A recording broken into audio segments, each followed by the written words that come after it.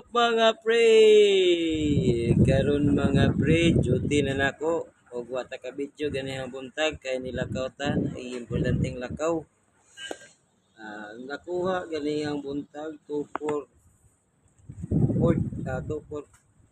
lang mga pre. Tapos may waiting na dalawang truck. Oh, yun. Nakasiradong budiga kami mga pre kasi yan makulimlim at may ulan na paparating. Di natin pipilitin pagbukas yung budiga kasi bigas ang karga natin. Mahirap na mabasaan ng bigas. Charge talaga sa amin pag magka-damage yung bigas mga pre. Og shout out tayo mga pre, shout out tayo sa auntie ko dyan sa Germany na si Auntie Aurelia Grind, saka sa mister niya si Uncle Michael Grind, saka dalawa niyang anak, saka si Card, saka si Chris. Yun mga pre. Yun mga pre, nag-pull out pala kagabi si Spanish 55, wala na dyan si Spanish 55, kaya continuous na naman yung mga pre, yung repair sa pier kasi walang barko, lang nakadaong lang si Motor Tag Anton. Yan, yung palaging nag-a-assist dito sa Seaborn, sa Tugo, sa Hispanisya, at saka sa mga parin diesel na dadaong dito sa mga pre, Palumpon.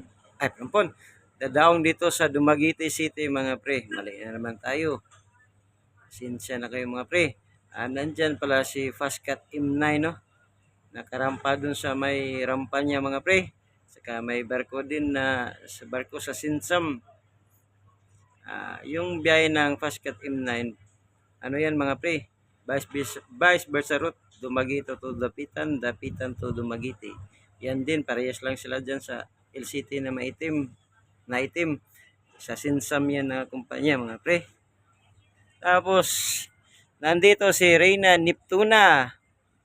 Ready for the, nagkarga na ng mga pasahero. Tapos, hindi pa nagkarga ng mga sasakyan, tsaka rollings. Hindi din nagbuka si Mekong, bigas din karga niyan mga pre, yung nakarang vlog natin. Parehas kami hindi nagbukas. Yun, Master Chow yung karga nila, halo-halo din yung karga nila mga pre, 3 klase. Yun, no? Forklift ng ng PCBSI. Maglo-load dito sa truck na yan mga pre, dyan niya ikakarga. Puro ng tubig, yung ibabaw ng containerized na puro ng tubig. Yun mga pre, di tayo pilitin pagbukas ng bodega kasi makulimlim talaga. Hindi nga makita yung bundok ng Negros. Yun, wala pa din tong pantantir ng Dumaguete mga pre. Tatawag tayo sa PPA bukas, mamaya, kung mag-pull out ba tayo o hindi. 3 araw na kasi walang dumating na Seaborn. Baka mamayang gabi o madaling araw may Seaborn na dadaong dito mga pre. I-update ko lang kayo mga pre kung nakabukas bodega na kami.